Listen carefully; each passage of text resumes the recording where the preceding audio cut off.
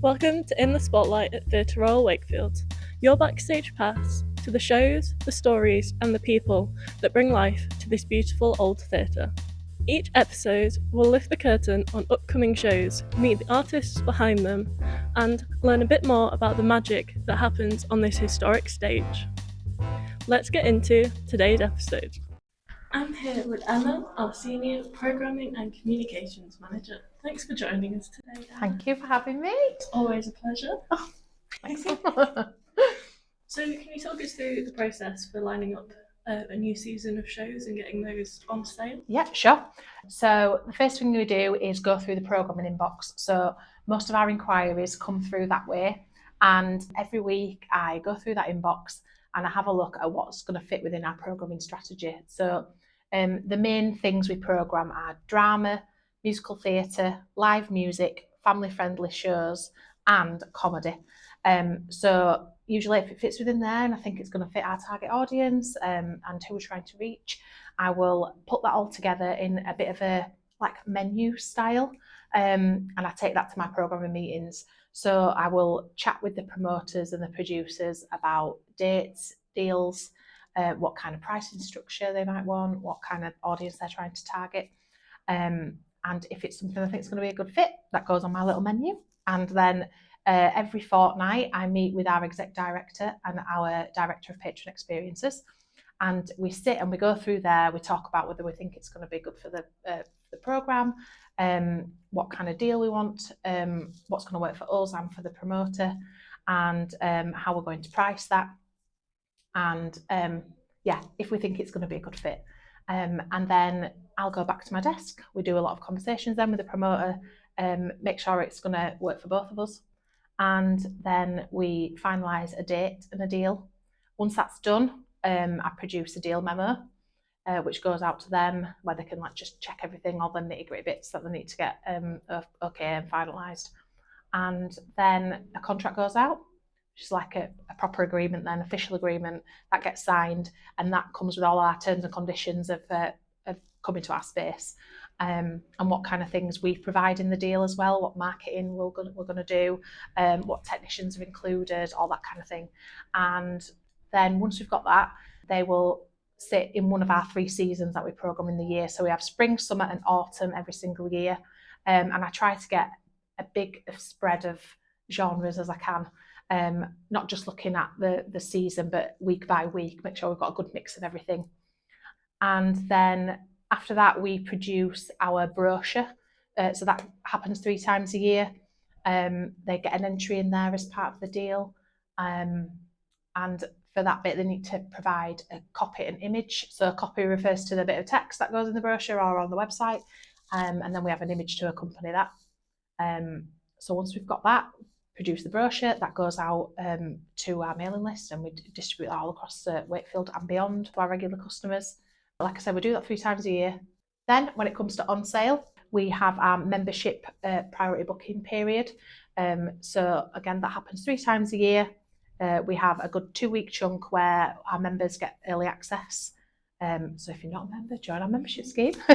And they get in there first to get to book their favourite seats. And then we have our general on sale 2 weeks after that, where it's open to everybody, and you can go book as many shows as you like, and hopefully there's a good mix and there's something there for everybody. Yes. That's the aim of the game. Yes, and this episode is going out on the day we go on full on sale, so it's the perfect day to get all your tickets in. Excellent. Yes. And some people have had early access and got all their tickets already. Yeah. They're really on it. Yeah. But it's quite an important job that you're programming. Oh. Well, we don't have any funding, so ticket sales. We don't receive any public subsidy.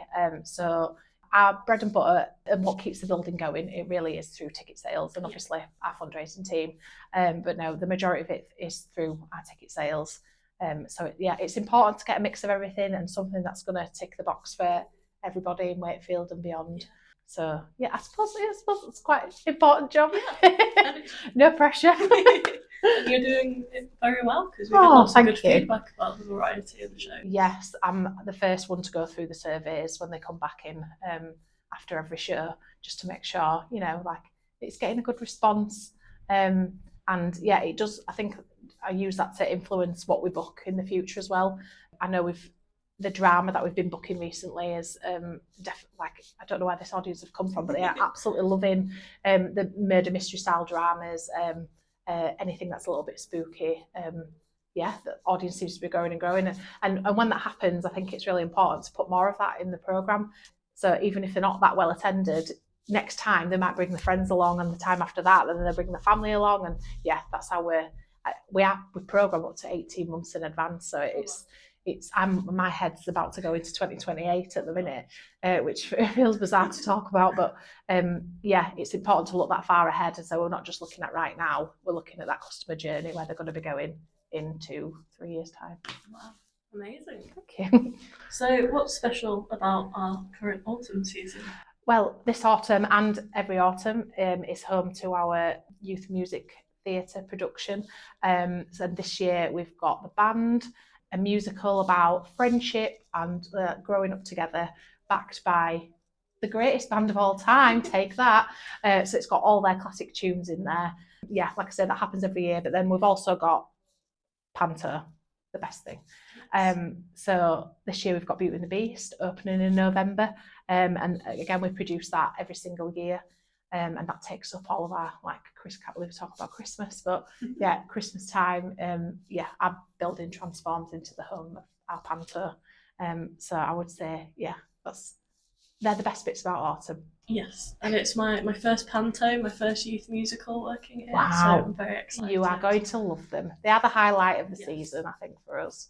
Those are the best memories I have of coming to the theatre, are seeing the youth musical and seeing the panto. Yeah, Panto's one of my favourites. Yeah. It's my favourite. Yeah. So if our wonderful listeners had 2 theatre nights planned, which one should they bring their friends to, and which one should they bring the whole family to? Well, I know I've already talked about the band, but I would say that's definitely one to bring your group of friends to. If you love all the Take That classics, absolutely. And I feel like it might resonate with a few friendship groups. It's about a group of girls meeting together as children and then seeing their journey as they grow up. I think it's quite relatable to a lot of the audience. And then family-wise, I would say we've got Michael Rosen's Nice coming up in September, which is poet, laureate, legend, Michael Rosen, doing it's a bit of his back catalogue, some of his most classic poems, but then there's also a few snippets of some new things that he's going to be touring with. And worth saying, it's his 80th birthday this year, and he's decided to do a tour sharing his poetry with the UK, which is awesome. But then we've also got towards October half term for the littlies, The Witch That Couldn't Sleep, which is it's a new story, original story. There's live music in there, there's animation in there. I think if you've got young children, it's perfect for those. Yeah, absolutely. And great programming, A Witch Near Halloween. Well, someone did a really good job with that. Thank you. And what show will you be getting tickets for? I would say The Void, which is it's one of my favourite kind of genres, a spooky thriller drama. All my favourite things. So this one is coming to us from Thunder Road. They've been here before and brought their kind of, it's their thing, their niche. They're like spooky horror kind of style theatre. So they're bringing The Void. It's a sci-fi thriller. Probably like quite large scale, not something we've had a few like murder mystery style things, but this is going to be, I think it's going to be at a big scale, quite spooky. Think jump scares, you know, I'm hoping there might be a few screams and in the audience. So we know we've really hit it when we get that. But yeah, I'll be looking forward to that. I'll be definitely getting tickets. Sounds very exciting. And finally, where's your favourite seat in the house? Ooh, it's quite controversial, but I really like the front of the upper circle, and mainly because it's quite private. That first row A, right at the front, is a bit of a step down compared to the rest of the upper circle, and you've got kind of like a bit of a balcony, a private balcony bit behind you. There's nobody. Well, there is people sat behind you, but they're well above you. So there's no feet behind you. There's nobody sat in front of you because you're right on the front. And you've got your nice like padded balcony bit to rest your arms on. And it's the way our auditorium's laid out. The stage is so close from there, like you're right over the top of the dress circle. So from where you sat, there's nothing blocking your view. There's no one sat behind you. It feels really private and intimate because you're so close. I would say that's ideal spot. Amazing. Oh, thank you so much for joining us. Thank you. Very interesting conversation. Oh, I hope I didn't bore you to death with programming. I'm very excited about the shows and to know that you're doing an amazing job programming. Oh, thank you. They don't just randomly appear. No, there is a little bit of logic behind it, and a lot of spreadsheets. But Yeah. Well, who doesn't love a spreadsheet? I love a spreadsheet. Thank you for spending this time with us backstage at the Theatre Royal Wakefield. If you enjoyed the episode, please give us a like, subscribe, leave a comment and share with a fellow theatre lover. For tickets and all the latest news, please head to theatreroyalwakefield.co.uk. We'll be back soon with a new episode, and until then, we'll save you a seat.